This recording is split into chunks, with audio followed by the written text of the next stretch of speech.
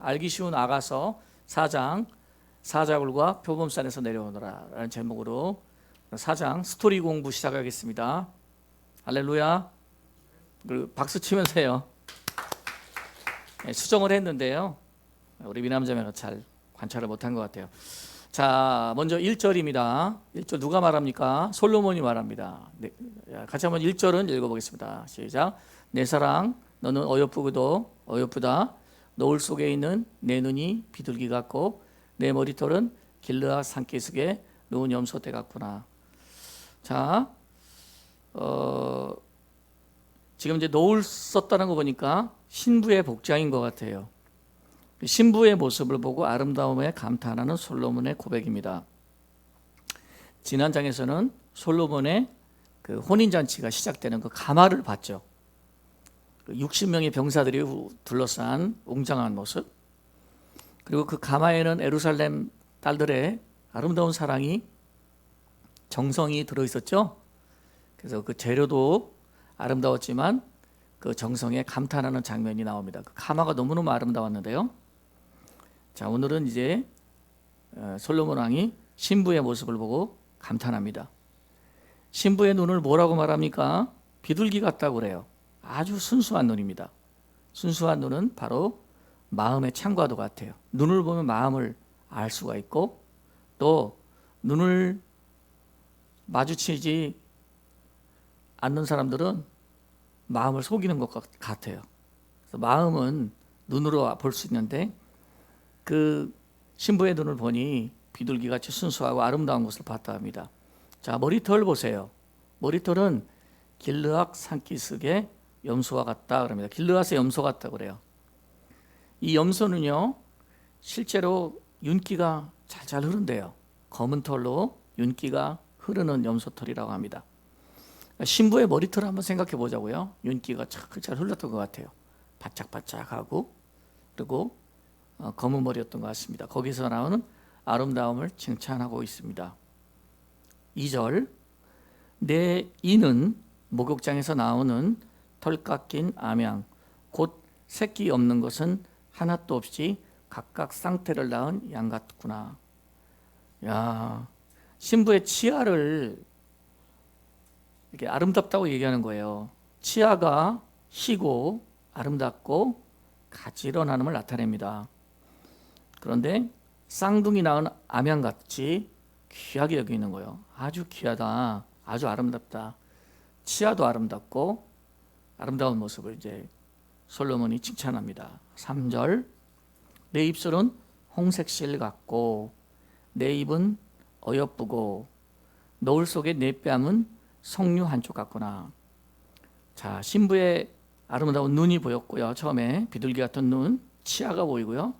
이제 또 뭐가 보입니까? 입술, 그 다음에 뺨, 얼굴 전체의 아름다움을 칭찬합니다. 4절, 내 목은 무기를 두려고 건축한 다윗의 망대, 곧 방패 1000개, 용사의 모든 방패가 달린 망대 같고, 늘씬한 신부의 목을 생각하시면 돼요. 그런데 거기 보니까 뭐 여러 가지가 있죠. 그 목에는 각종 보석으로 치장되어 있는 모습이 방패로 묘사하고 있습니다. 다윗의 망대, 그 다음에 또 뭐죠? 1000개의 용사의 방패. 든든하죠. 믿음직한 군대의 모습을 생각하게 합니다. 이게 신부의 목에 대해서 믿음직한 군대에 이렇게 비유를 했어요. 5절, 내 두 유방은 백합화 가운데서 꼴을 먹는 쌍태 어린 사슴 같구나. 신부의 관능적인 아름다움을 칭찬한 것입니다. 영적인 의미는 뭐 젖을 먹이라 이렇게 해석들을 많이 하시는데요, 그런 의미는 제가 많이 해석하지 않겠다고 했어요.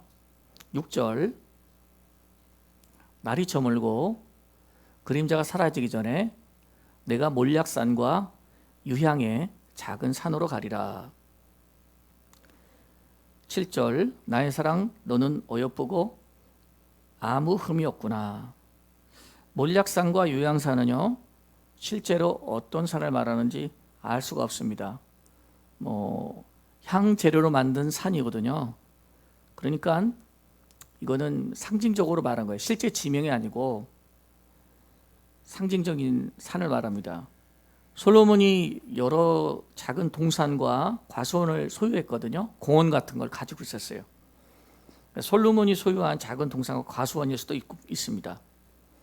근데 밤이 되기 전에 가겠다고 그래요. 그곳에 가서 쉬려고 하는 것 같습니다. 솔로몬은 술람미의 흠이 없는 모습을 칭찬하고 있습니다. 이렇게 신랑이 신부를 봤을 때 기뻐하는 모습은 무엇을 생각할 수 있습니까? 이것은 예수님께서 우리를 보려고 이제 재림날 다시 왔을 때 우리가 믿음으로 지키고 또 신앙을 잘 가지고 하나님의 사랑을 가지고 견고하게 지낸 모습이 이렇게 보인다는 것입니다. 그래서 하나님 보시기에 아름다운 신부가 되셔야 되겠어요. 하나님 보시기에 아름다운 사람이 최고입니다. 8절, 내 신부야 너는 레바논에서부터 나와 함께하고 레바논에서부터 나와 함께 가자. 아마나와 스닐과 헤르몬 꼭대기에서 사자굴과 표범산에서 내려오너라. 자, 내 신부야 밑줄 거세요. 솔로몬이 술람 여인을 처음으로 신부라고 부르는 대목입니다.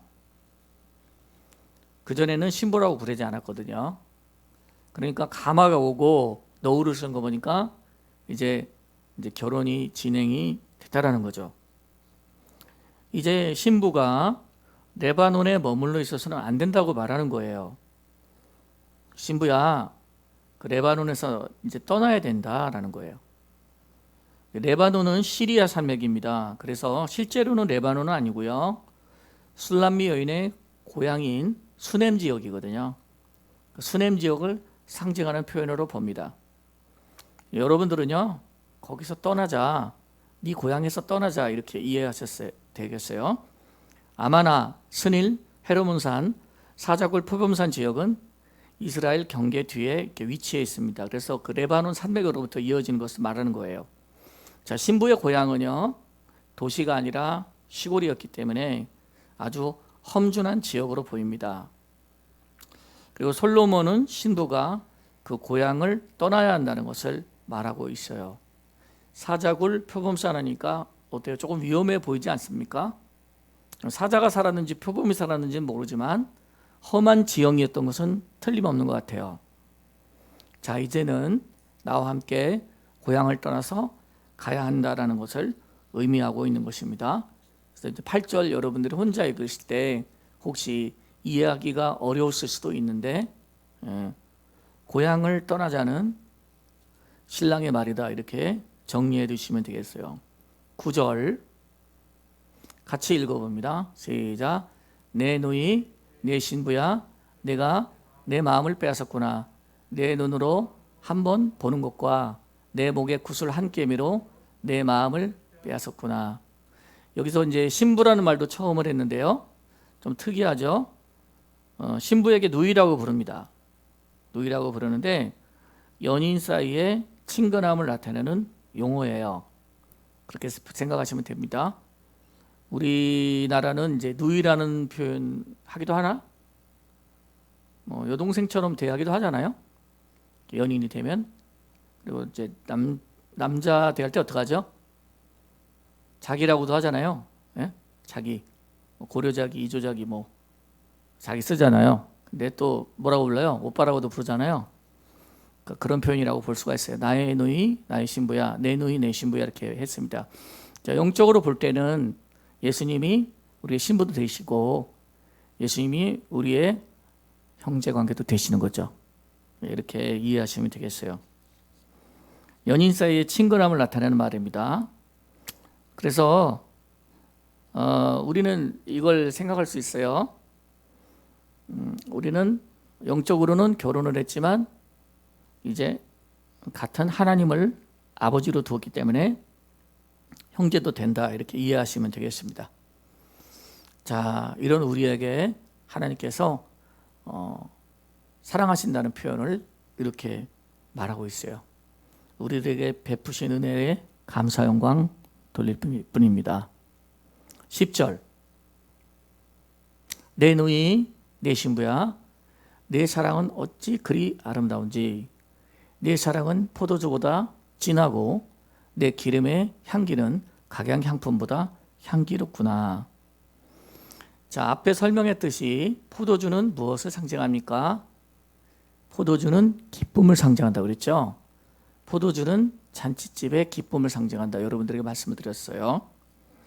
자, 기름의 향기 이거는 이제 우리가 신앙적으로 잘 준비된 상태가 기름을 준비했다고 합니다.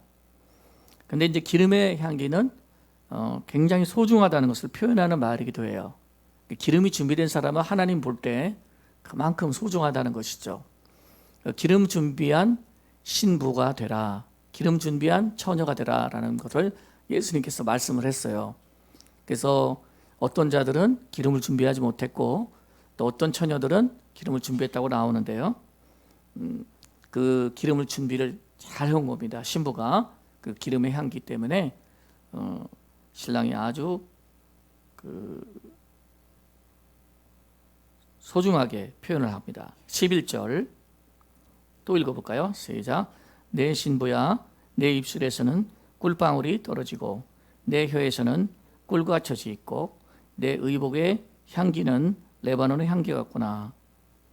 자, 솔로몬은 신부와 좀 입맞추는 장면을 회화적으로 표현한 것 같아요. 그래서 입술에서 떨어지는 것을 칭찬합니다. 입술에서 꿀방울이 떨어진대요. 그 꿀과 젖이 떨어진다고 말합니다. 성도의 온전한 입술이겠죠. 또 하나님의 말씀을 담은 입술. 그만큼 신앙생활의 중요한 부분이 뭡니까? 입술이에요.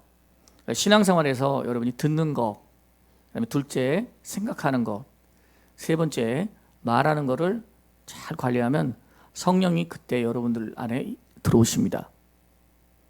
되게 이제 영적으로 접촉이 안 되는 이유가 입술이 잘못됐다라고 말하는데 입술은 나중에 결과예요. 사실 보면 듣지 않고, 그다음에 두 번째 생각이 망가져 있어요. 생각이 이제 왜 망가지느냐? 듣는 것은 이제 먹는 것이라고 표현할 수 있어요. 뭘 먹습니까? 꿀 같은 하나님의 말씀, 젖과 같은 하나님의 말씀을 듣는 거예요. 그래서 여러분 우리가 하나님 말씀을 듣고 기도할 때 경청하면 여러분의 생각이 견고해지고 생각에 하나님의 마음이 흐르고 또 하나님의 성품이 흐르게 되면 여러분들의 입술이 온전히 이루어지고요. 하나님께서 그 입술에 능력을 주세요. 하나님은 그 입술에 함께 하시고 그 입술이 선포될 때 여러분의 삶과 환경이 변화되는 거예요. 그러니까 얼마나 중요합니까? 당신이 성령 충만합니까? 성령 충만하지 않습니까? 근데 대부분 대답을 못해요. 왜 그러냐면 성령 충만하지 않기 때문에 그래요. 왜 그럴까요? 매일같이 엉뚱한 것만 많이 들으니까 그래요. 세상 잡지식, 또 이상한 매체들, 이상한 음악들, 이상한 소리들, 그다음에 헛된 얘기들, 그다음에 쓸모없는 것들, 다 나쁘다는 건 아니지만 그냥 아재 개그 같은 것들, 이상한 것들만 듣까 마음속에 남는 것이 없죠. 지혜가 남지 않으니까요. 근데 여러분들의 생각이 하나님과 일치된다면 날마다 여러분들이 지혜를 사모하셔야 됩니다. 하나님의 지혜를 원하고 그 다음에 하나님의 말씀을 듣기 원하고 하나님의 양식을 늘 사모하는 사람은 성령 충만해질 가능성이 커요. 그런 생각이 온전해지죠. 그 사람은 비밀을 알고 있어요. 내가 잘 들어야 좋은 생각을 갖고 되고 생각이 흔들리지 않고 또 입술이 온전한 사람이 성경에는 온전한 사람이라고 했어요. 예, 말에 실수가 없으면 온전한 사람이라고 했어요. 그러니까 우리 입술에 실수가 없는 사람, 온전한 사람, 이런 사람입니다. 그래서 입술을 보면 이제 아가서의 이 대목이 잘 나와요. 그래서 입술이 얼마나 중요합니까? 혀 밑에는 꿀과 젖이 있고, 그다음에 이제 의복의 향기 나오는데 의복은 올바른 행실이라 이렇게 비유할 수 있어요. 의복의 향기는 레바논의 향기 같구나 이렇게 비유하고 있습니다. 12절 내 누이 내 신부는 잠근 동산이요 덮은 우물이요 봉한 셈이로다.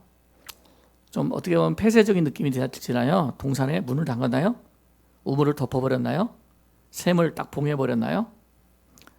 잠겨있다가 솔로몬을 위해서만 개방된 거예요. 그러니까 신부가 순결한 사람이라는 것을 노래하고 있어요. 정절을 더럽히지 않았다는 거예요. 잠근 동사 같은 성도 되시길 바랍니다. 덮은 우물 같은 성도 되시길 바랍니다. 봉한 샘같이 아주 든든한 순결한 성도 되시길 바랍니다. 뭡니까? 세상에 쉽게 자기의 문을 열어주지 않는 사람, 타협에 쉽게 문을 열어주지 않는 사람, 육신의 정욕과 안목의 정욕과 이 세상 안목의 사랑에 대해서 잠근 동산같이 되세요. 덮은 우물같이 되세요. 봉한 샘같이 되세요. 이런 칭찬받는 신부가 되시길 바랍니다. 그렇죠? 신부가 순결을 잘 지키고 시집을 온 것 같아요. 그러니까 신랑이 기뻐하겠죠. 잠근 동산이요, 덮은 우물이요, 봉한 샘이다. 이렇게 비유한 것입니다. 13절, 너에게서 나는 것은 성류나무와 각종 아름다운 가수와 고베라와 나도풀과 나도와 버농화와 창포와 개수와 각종 유향목과 모략과 침략과 모든 귀한 향품이다. 15절 볼까요? 너는 동산의 샘이요 생수의 우물이요 레바논에서부터 흐르는 시내로구나. 여기까지 볼게요. 다시 자막은 13절. 자, 각종 열매와 식물이 나옵니다. 각종 향품을 나열하고 있어요. 그 다음에 샘과 우물과 시내로 신부를 칭찬하고 있습니다. 자, 그만큼 그냥 솔로몬이 귀하게 생각하는 것들이에요. 너는 이거 같고 너는 이거 같고 너는 우물과 시내 같다라는 얘기입니다. 여기에 대한 구체적인 뭐 여러 가지 비유적인 해석이 있을 수가 있겠죠. 근데 그거는 생략하겠다고 했어요. 지금 스토리 공부니까요. 어쨌든 간에 주님께서 우리를 이렇게 귀하게 여기시고 당신의 신부로 부르셨습니다. 자, 주님께서 바라시는 게 뭘까요? 여기 보니까 열매예요. 주님께서 또 바라시는 게 뭘까요? 향기예요. 또 15절 보세요. 뭘 바라실까요? 생명의 시내가 돼서 온 세상에 영생의 물을 전해주는 생수의 우물이 되기를 바라시고 계십니다. 여러분들도 모두 다 동산의 샘이 돼서 목마른 자에게 물을 전해주세요. 예수라는 생수를 퍼줄 수 있는, 온 세상에 생명의 수를 나눠줄 수 있는 귀하고 값진 일 하다 가시다 바랍니다. 자, 여기까지 이제 1절부터 15절까지는 솔로몬의 칭찬이었습니다. 16절 술람미 여인의 말입니다. 마지막 절 같이 한번 읽어볼게요. 시작. 북풍아 일어나라, 남풍아 오라, 나의 동산에 불어서 향기를 날리라. 나의 사랑하는 자가 그 동산에 들어가서 그 아름다운 열매를 먹기를 원하노라. 아멘. 자, 신랑에게 뭘 주고 싶어요? 열매를 주고 싶어 하는 것 같지 않아요? 신랑에게 열매를 주고 싶어 해요. 그러니까 이게 뭐 영적으로는 뭐 여러분 설명 안 해도 되겠죠. 우리가 열매 맺으면 예수님이 기뻐하세요. 그런데 바람이 불어달라고 합니다. 그 바람이 불어야 향기가 날리겠죠. 그리고 향기가 더 많이 퍼져나가게 될 거예요. 이 바람은 뭘 상징할까요? 바로 성령의 바람. 성령이 도우시는 바람이 있어야 향기가 날린다는 것을 상징합니다. 또 바람이 있어야 작물도 잘 자라지 않겠어요? 그래서 열매를 맺을 수 있다는 겁니다. 자, 우리의 향기와 우리의 열매를 우리 주님이 기뻐하십니다. 우리에게 성령의 바람 불어주셔서 또 그리스도의 향기를 바라게 하시고 주님이 기뻐하시는 열매를 올려드리게 하소서. 16절 보면 이렇게 기도가 나옵니다. 요한복음 15장 8절에 너희가 열매를 맺으면 아버지께서 영광을 받으실 것이요 너희는 내 제자가 되리라. 예수님께서 이른 아침에 성으로 들어오셨는데 길가에 한 무화과를 보셨는데 잎사귀밖에 찾지 못하자 영원토록 내가 열매를 맺지 못하리라. 그 열매를 맺지 못하도록 무화과나무를 저주했는데 말라 비틀어졌어요. 그리고 비유한 겁니다. 그만큼 하나님은 열매를 기다리신다는 것입니다. 여러분, 사랑받는 신부의 모습을 우리 모두 갖기를 소망합니다. 그리고 열매를 하나님께 드리는 아름다운 사람이 되어야 될 것이라는 생각이에요. 이렇게 해서 이제 4장을 마무리했는데요. 4장은 이 자체로도 우리들에게 많은 깨달음을 줄 수 있을 겁니다. 제가 될 수 있으면 비유적인 해석을 자제했는데 나머지 비유들은 여러분들이 성경과 짝을 해서 해보시길 바라요. 묵상하고 또 읽어보면 하나님께서 귀한 역사를 주실 것이라고 생각합니다. 자, 핵심적으로 제가 말했는데요. 우리 그 제목이 뭐였죠? 표범산에서 내려오라고 하지 않았나요? 그 다음에 레바논에서 떠나가자고 안 했나요? 사자굴 속에서 너는 떠나서 내려오라 이렇게 하지 않았나요? 여기서 이제 4장에서 말씀드리고 싶은 것은 우리가 하나님을 섬길 때는요 반드시 떠나야 될 자리가 있다는 것을 꼭 기억하시길 바랍니다. 하나님께서 주시는 응답을 여러분 모두 다 하나님은 받기를 원하세요. 누구보다도 여러분들이 열매 맺기를 원하신다고 그랬어요. 요한복음 15장이에요. 또 이 열매를 맺는 것과 동일한 게 뭐죠? 응답이에요. 열매 맺는 자하고 응답 있는 자하고 이렇게 거의 일치시켜서 말씀했어요. 너희가 과실을 많이 맺으면 아버지께 무엇을 구하든지 따라하세요. 다 받게. 얼마나 중요한 얘기예요. 다 받게 하려 함이라. 그래서 여러분 모두 다 하나님의 응답도 받고 하나님으로부터 열매도 맺혀지는 그런 사람들이 되어야 됩니다. 그런데 떠나야 될 자리가 있어요. 예, 사자굴과 표범산에서 떠나야 돼요. 그 자리에서 내려가야 돼요. 초신자들이라면 여러분들이 이제 신앙생활 한지 얼마 되지 않았다면 떠나야 될 자리가 있습니다. 세상의 자리에서 떠나야 돼요. 조금 오래 믿은 사람이라면 세상의 자리에서는 떠났겠죠. 이런 사람들에게는 자아애착과 욕망의 자리에서 떠나야 됩니다. 항상 그것이기 때문에 그래요. 항상 사람이 있는 곳에 자아애착이 있고 욕망이 있고 기도하고 기도해도 뭐 수십 년을 기도해도 아침부터 문을 열면 항상 자아애착이 찾아오고 욕망이 찾아오는 게 사람이에요.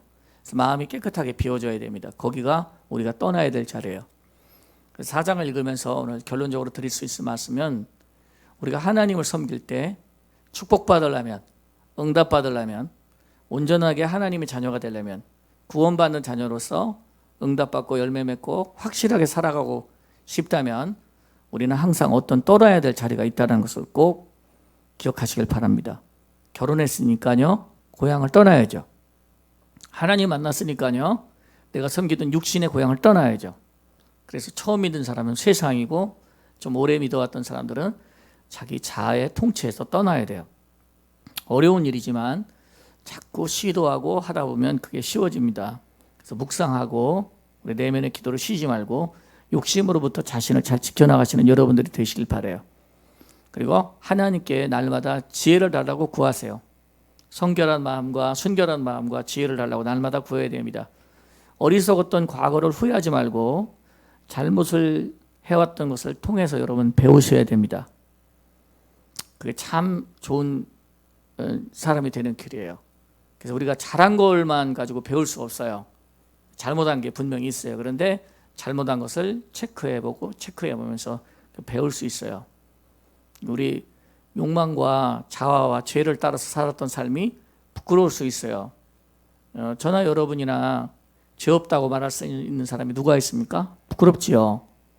또 누구라도 목사라도 뭐 오래 믿은 사람이다 부끄러운 부분이 있을 수 있습니다만은 그러나 저는 이렇게 생각합니다. 오답을 통해서 잘못 내가 했던 일을 통해서 분명히 배울 수 있다고 생각합니다.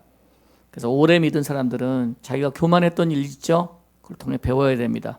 그다음에 자아의 본성을 따랐던 일 있죠? 욕망을 따랐던 일 있죠? 거기서부터 잘 지켜나시길 바랍니다. 이제는 이건 내가 떠나야 될 자리야. 근데 여러분 진정으로 떠나는 자에게 하나님은 함께 하시고 열매를 터주시고 응답을 터주셔서 주의 축복이 무엇인지 알게 하십니다. 오늘 여러분과 제가 기도할 때 응답받기를 바랍니다. 근데 우리가 분명히 떠나야 될 자리가 있어요. 복 있는 사람은 어디를 떠났습니까? 죄인에게서 떠났죠. 시편 1편. 또 어디를 떠났습니까? 오만한 자의 자리에서 떠났죠. 또 뭐죠? 악인의 꾀에서 떠났어요. 복 있는 사람은 죄인의 길에 서지 아니하고 오만한 자의 자리에 앉지 아니하고 악한 꾀에서 자기를 지키고 떠나고, 그리고 오직 여호와의 율법을 즐거워하여 그 율법을 주야로 묵상했다고 말합니다. 여러분, 그렇습니다. 오늘 우리가 떠나야 될 자리는 무엇일까요? 우리가 벗어 던져야 될 것이 무엇일까요? 이것을 위해서 오늘도 이 밤에 힘차게 간구하시고요. 또는 묵상하시고, 또는 경청하시고, 또 기도하면서 성찰하시면서 여러분 하나님께 한 걸음 한 걸음 나아가시기를 바랍니다. 주님께 다가가는 자는 복이 있습니다. 근데 그냥 우리가, 하나님은 우리에게 주시길 원하시는데요, 사실은 우리가 준비가 안 돼서 못 받는 거예요. 우리가 어디서부터 지금 발을 담그고 있는가? 내가 머물고 있는 레바논은 무엇인가? 내가 머물고 있는 사자굴과 표범산은 무엇인가? 그걸 잘 생각해 보시라고 말씀을 드리고요. 우리가 떠나야 될 자리를 알게 해 주십시오. 그리고 우리가 벗어나야 될 부분을 알게 해 주십시오. 여러분 마음 안에 있습니다. 여러분 마음 안에서 자기 본성과 애착에서 벗어나게 될 때 하나님이 여러분들에게 날개를 달아주시는 귀한 축복이 있을 것입니다. 전진하게 하실 것이고 진짜 성령 역사를 여러분들에게 듬뿍 주시기를 축원합니다.